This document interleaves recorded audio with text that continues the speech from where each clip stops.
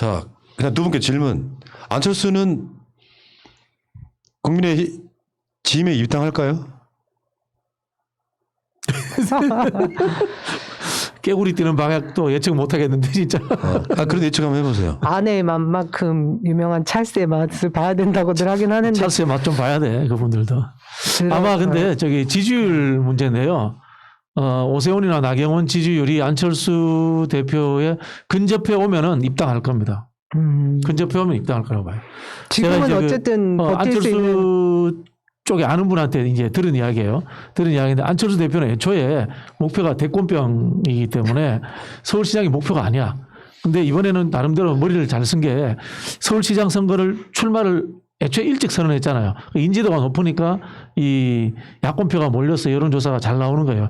잘 나오니까 아차 이러면은 여차하면 서울시장 하고 그럼 제일 좋고 두 번째 안 되면 서울시장 안 하더라도 이것을 양보해주는 척하면서 국민의힘에 들어가서 국민의힘의 대권주자 한두 명을 서울시장 후보로 빼내버리면 다음 대선에서 자기가 국민의힘에서 후보가 될 수도 있다. 이런 그 전략을 짜고 있다는 거예요.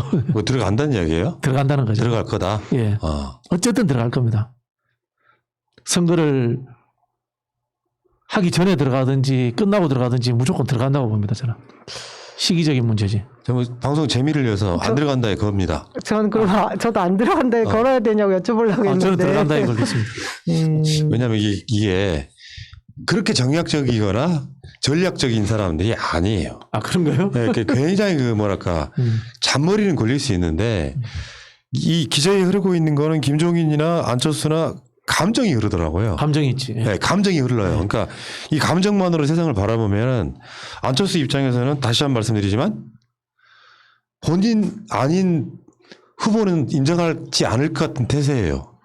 그러니까 예를 들어 저쪽에 후보가 세워져서 지지율이 올라가도 안철수는 본인의 지지율을 넘지 않는 한 내가 1위 후보, 그러니까 단일화 후보가 돼야 된다고 생각하는 사람이에요. 그렇죠. 그러니까 안철수가 양보할 수 있는 케이스는 어떤 케이스냐면은 저쪽 후보가 안철수만큼이나 지지를 얻은 상태에서 그렇지. 예. 경선을 했더니 그러니까 2차 경선이겠죠. 결선이기도 할 거고 거기서 지면 모를까 그 과정에 계속 감정이 흘러요. 그러면 동의합니다. 그 단일화의 과정을 제대로 밟을 수 있을지가 저는 의문이에요. 뭐 안철수 룰이라는 게 고무줄 룰이지 않습니까? 자기한테 무조건 유리하게 정한 룰인데 저도 이제 동의하는데 첫 번째는 이런 것 같아요. 안철수가 계속적으로 이런 지지도가 높다. 그러면은 국민의힘에 입당하지 않고 단일화 경선을 요구를 할 겁니다. 그렇게 해서 자기는 서울시장이 되고 1년 후에 다시 데리고 나간다. 이게 아마 안철수 대표의 저는 생각하는 거라고 생각하고 만약에 나경원이나 오세훈보다 지지도가 떨어진다. 그러면 국민의힘에 들어갈 거예요. 들어가는데 제가 봐서는 경선도 안 할 수 있다고 봅니다. 이 사람은. 경선도 안 하고 희생해 주는 것처럼 하면서 나경원, 오세훈을 서울시장 쪽으로 밀어내고 자기는 거기서 대권 후보로 내년에 바로 나온다. 나중에 포기한다고? 예, 이렇게 할 수도 있다고 봅니다. 저는 어쨌든 뭐 이게 지지율이 나경원 후보나 뭐 오세훈 정도까지 못 갈 경우에 들어간다고 할 때 이 안철수 지금 대표 주변에 있는 사람들이 지분 요구를 분명히 할 텐데 거기서 명확하게 뭐가 안 떨어지면 쉽지 않을 것 같아요. 대선이기 때문에 그럴까요? 큰 지분이 필요 없는 게 실제로 지금 저쪽 당에 유력한 대권 주자가 없지 않습니까? 그런 상황이기 때문에 지금 그래서 그런 거 꿈꾸고 있는 거 아니에요? 윤석열과 제3지대의 그러니까 중도 확장 뭐 이렇게 해서 새로운 3지대를 지금 꿈꾸고 있지 않을까요? 이제 안철수의 꿈인데 그건 또 뭐냐면은 왜 안 되냐면은 윤석열한테 본인이 밀려. 이분은 자기가 1등한 상태에서 뭘 해야 되기 때문에 이게 안 되는 거죠. 우리가 2016년에 한번 보세요. 안철수 대표가 탈당할 때 상황을 보면은 그 당시에 2등이었죠. 2등이었는데 1등과 큰 차이가 안 났어요. 문재인 대표와 안철수 전 의원이 지지율에서 크게 차이가 안 났는데 자기가 1등 안 된다는 이유만으로 탈당해 버린 거예요. 네, 그런 상황의 스타일의 사람이기 때문에 이분이 윤석열이든 누구든 자기보다 지지도가 높은 사람하고 같이 하는 일은 없을 것이다. 다만 국민의힘이라는 큰 덩어리가 욕심이 나기 때문에 거기 가서 내가 대권주자 되면은 바로 본선에서 이길 수 있지 않느냐라는 생각을 하기 때문에 들어갈 수는 있다. 저는 그렇게 보고 있어요. 글쎄요. 그러니까 안철수를 겪어본 사람들에 의하면은 워낙 그 사고가 경직돼 있는 사람에 가깝잖아요. 내가 봤을 때는 있잖아. 밖에 나가서 정치 활동하다가도 쪼르르 집에 들어가서 이 부인의 쓰담쓰담 받아야 되는 스타일이에요. 자기가 뭔가 결정한다기보다는 나 잘했지 뭐 이런 느낌의 스타일이에요. 그러니까 이제 어떤 허상 같은 걸로 지지율을 어느 정도는 유지하고 있긴 한데 사실 완전히 다 망해가는 집안이잖아요. 뭐 대선 주자 뭐 1등 달리던 사람이 나중에 국민의당 만들어서 41석 갖고 있다가 쭉쭉쭉쭉 빠지다가 지금 비례대표 3석 남은 본인은 원해 이렇게 돼 있지 않습니까? 이런 상황에서 저는 국민의 짐이 아저씨를 그냥 이용해 먹으려고 한다는 생각이 당연히 있을 거고. 그렇겠죠. 예. 안철수 입장에서는 그거를 알 거고. 알죠. 예.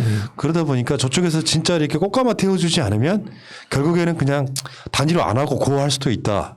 이 모습으로 감정적으로 갈 가능성이 되게 높아 보이는. 그러니까 국민의 지임 입장에서는 사실은 안철수를 배제하고 전략을 짜는 게 훨씬 유리하고 오늘 또 그런 얘기가 나왔습니다. 그러니까 앞으로는 안철수를 일당하라고 하지 않고 국민의힘 단독으로 가겠다. 그리고 오늘 김종인 위원장 입장에서 어떤 물론 이제 이게 상대를 움직이기 위해서 쓰는 용도이긴 하지만 3자 구도로 가도 우리가 불리할 게 없다 이야기까지 나왔어요. 그러니까 저는 이렇게 협상 과정이라는 건 다시 한번 말씀드리면 협상 과정이라는 건 상대의 진정성을 믿고 시작해요. 그러니까 어떻게든지 이게 이루어진다라고 밀고 나가야 되는데 깨질 걸 염두에 두다 보면 각종 군대에서 그런 뉘앙스들의 발언들이 나오면서 계속 불신이 과중화되는 거거든요. 그게 이제 뭐 국민의힘의 김종인 대표가 하는 안철수 지지율 떨어뜨리기 전략이죠. 지지율 전략인 것 같고 이제 저는 역으로 그런 생각을 해봅니다. 그런 부분에 있어서 금방 제가 말씀드렸던 구도는 민주당의 입장으로서 그런 최악의 상황도 대비하고 있어야 된다. 안철수가 들어가서 편지 주고 또 사퇴해 주는 거지 않습니까? 이 상황도 저는 대비하고 있어야 된다는 차원에서 저는 이제 말씀을 드리는 거고. 예. 그러니까 민주당은 지금 1대1 구도로 계산을 해놓고 시작을 출발해야 되는 거죠. 그렇죠. 그렇게 해놓고 해야 되는 거죠. 예. 그리고 민주당의 그 후보가 뽑히면 지지율이 박빙이거나 저는 일부 앞서가는 형태로 될 거라고 봐요. 그건 이제 해봐야 알겠죠. 해봐야 알겠다는 게 저는 뭐 소속입니다만은 요즘 이제 당이 서울시장 선거를 준비하는 모습에 대해서는 조금 저도 개인적으로 좀 실망감이 있어가지고. 네. 그렇습니까? 어쨌든 지금 다양한 후보들을 발굴을 해내야 되거든요.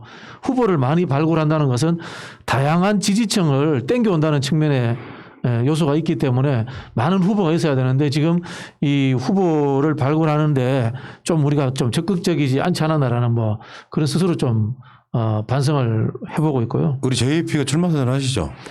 뭐 저도 하면은 이제 그냥 JYP만 걸어놓으면은 웬만큼 나올 것 같아요. 박진영 이렇게 그렇죠. 사진 걸지 말고요. 예. 노래는 날 떠나지 마. 그러니까 문제는 그런 거라고 생각해요. 이런 특히 보궐선거는 패배 의식으로는 절대 못 이겨요. 예.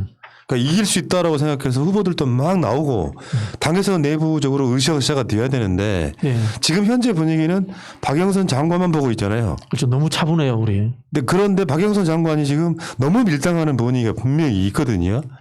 이런 상황에서 시너지도 안 나고 그렇다고 지금 가장 먼저 출마 선언을 했던 우상호 의원의 지지율이 막 올라가는 것도 아닌 상태다 보니까 결국 박영선의 출마 선언을 시작으로 분위기가 좀 뜰 것 같긴 한데 이게 이제 워낙 예측되어 있는 인물들이기 때문에 굉장히 파급 효과가 크거나 그러지는 않을 것 같고. 그렇죠. 그러니까 제가 늘 그런 이야기를 하는데요. 김대중 대통령이 당선될 때하고 노무현 대통령이 당선될 때가 달라요. 김대중 대통령은 오랫동안 정치를 하신 분이고 그 속에서 축적된 게 있지 않습니까? 그러니까 나오는 것 정권 교체 자체가 중요한 의미예요. 근데 노무현 대통령이 당선될 때는 뭐냐면은 우리 쪽에서 재집권을 하는 거기 때문에 훨씬 더 새로워야 돼요. 예. 당이 준비해 주는 게 아니었단 말이에요. 그 당시에도. 당이 준비해 주는 거 아니고 노무현 대통령이 스스로 새로운 시대를 만들어낸 거거든요. 지금도 제가 보기엔 좀 똑같은 측면이 있어요. 야당은 한 3가지 정도의 프레임을 완전히 짜놨어요. 야권 연대, 대선 주자권 후보, 정권 심판론. 이게 보편적으로 봤을 때 정권의 4년차, 5년차에 야당이 이길 수 있는 가장 좋은 프레임으로 지금 그렇죠. 하고 있는 거거든요. 그럼 거기에 대응해서 우리도 뭔가를 만들어야 돼요. 야권 연대에 대응해서 어떤 진보적인 혁신적인 연대라든가 새로운 가치를 만들어내는 것. 그다음에 우리 역시 대권 주자권 후보가 나오는 것. 그다음에 정권 심판론을 넘어설 수 있는 새로운 미래 비전을 보이는 것. 이런 것들을 당이 준비를 해줘야 되는데 제가 보기에는 조금 소홀한 측면이 있어요. 그런 측면에서 저는 후보가 되시는 분이 이런 것에 대해서 끊임없이 준비를 하고 공부를 하셔서 나와야 된다고 생각해요. 네, 이럴 때 이제 임종석 전 비서실장의 어떤 그런 것들이 있잖아요. 역할 말하자면 역할이 분명히 필요하죠. 필요한데 예. 난 안 나갈 거야. 난 우상호 밀어. 이러면서 약간 분위기를 한풀 죽게 만드는 것들이 있잖아요. 그렇죠. 네. 가장 문제는 당에서 뭘 기획을 하고 싶어도 나서는 사람이 없는데 어떻게 해. 후보들이 근데 스스로 기획해야 돼요. 어떻게 보면. 제가 서울시장 가면 서울시장이 못 된다 그 이야기를 좀 노래처럼 하고 다니거든요. 그건 첫 번째는 뭐냐면은 이 서울시장감이 서울시장만 생각하면은 전국 나머지 16개 시도를 다 버려버려요. 서울시만 잘 살게 돼요. 그리고 또 하나는 뭐냐면 내년이 대통령 선거이기 때문에 서울시장 나오는 사람은 잠재적 대권주자예요. 서울시장 당선되는 순간에 대권주자 여론조사에서 1, 2위 나올 수도 있어요. 그러면 그런 재미도 주고 하면서 국민들을 잡아당기고 하는 그런 재미거리가 있어야 되는데 지금 우리가 하는 선거라는 것이 구도가 좋아졌으니까 촛불 시민들의 열망이 아직도 바닥에 끌려 있으니까 이길 수 있다라는 그런 조직 논리로서만 생각하고 있는 측면이 있어요.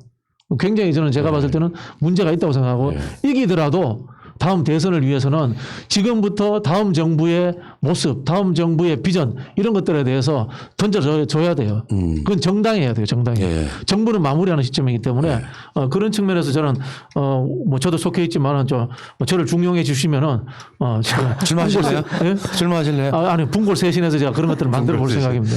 이런 측면도 있겠죠. 시장님이 10년 가까이 시장을 했기 때문에 이를테면 거기에 대안이 될 만한 분이 발굴되기가 좀 힘들고 결국에는 경선 때 뛰었던 분들이 다시 나올 수밖에 없는 상황일 거고. 근데 저는 이제 이렇게 보면 아까 말씀하신 거 공감하는 게 저쪽의 프레임에 대항하는 우리 쪽 프레임이 아직 명확하게 안 섰기 때문에 그렇죠. 뭐랄까 극렬한 대립이 되면 투표율도 높아지면서 기본적인 바탕이 민주당이 훨씬 더 유리한 쪽으로 갈 가능성이 높다고 생각하는데 문제는 이제 서울에서는 제가 봤을 땐 그래요.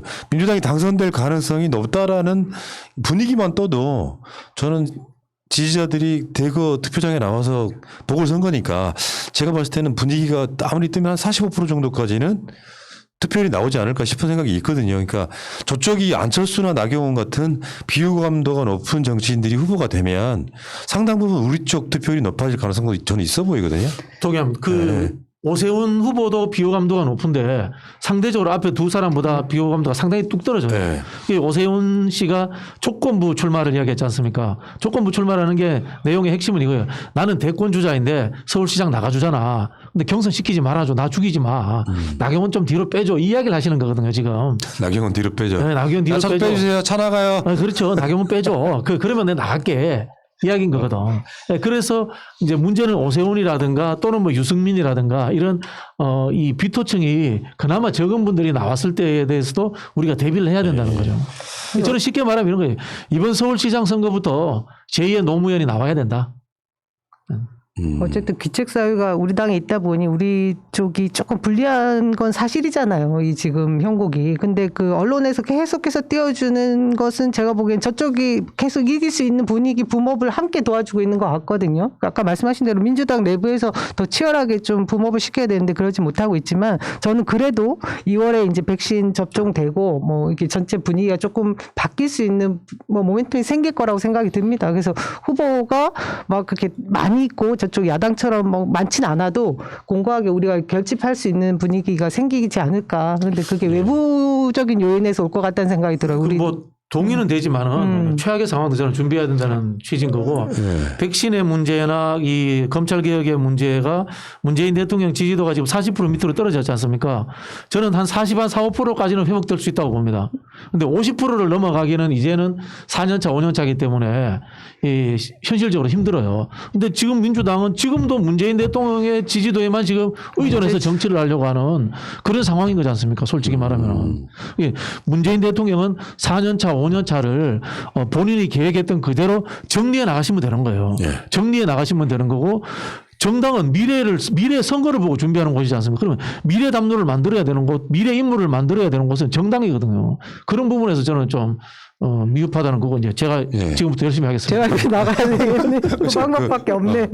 근데 저는 그 민주당한테 서울시장 선거에 유리한 여러 가지 요건들이 꽤 있다고 봐요. 예를 들면 전국민 재난지원금이나 이런 부분도 있을 것 같고 사실은 지금 서울 자체가 기본 조직은 다 우리 여기 저는 이제 이런 분석을 항상 하는데 한 번 내가 찍었던 정당에 대한 기대치라는 게 있는 거거든요. 문제는 선거는 내 지지층들을 투표장으로 이끄는 그것이 선거예요. 사실은 저쪽에 있는 사람들을 우리 쪽으로 빼오는 그것이 선거가 아니라고요. 그러니까 이런 상황에서는 기본적으로 사람들 심리가 박원순 시장 등의 유책 사유라고는 생각이 되지만 그런 것들을 극복하는 과정에 있어서 국민의 지임 후보들이 당선되면 안 돼. 그러니까 이 사람들이 들어오면 후퇴할 것들이 있잖아요. 뭐 부동산 정책이라든지 사실 더 후퇴할 거 아니겠습니까? 이런 부분들을 뭔가 더 부각시키면서 지금은 제가 봤을 땐 그래요. 민주당이 서울시장이 되면 뭐가 달라진다 이런 차원의 캠페인보다는 이번에는 상당 부분 네거티브로 가야 된다고 생각해요. 저쪽 사람들이 민주당을 공격은 해왔지만 더 좋아질 게 없는 상태에서 한 번만 더 기회를 달라 이런 식으로 가는 것이 오히려 더 인간적인 캠페인이라고 생각이 들고 자 어쨌건 시간 관계상 저쪽한테 그냥 드리고 싶은 말씀은요. 안철수가 단일화 해줄 거야라고 믿지 말라. 겪어봤잖아요. 그러니까 우리가 겪어봤잖아. 그 사람의 어떤 인성 같은 거를. 그러니까 넌 믿지 마시고요. 국민의힘은 독자적으로 준비하라. 안철수 3자 대결 한번 해봤으면 좋겠다라고 제가 고품격 이간질을 한번 해봤습니다. 자, 여기까지.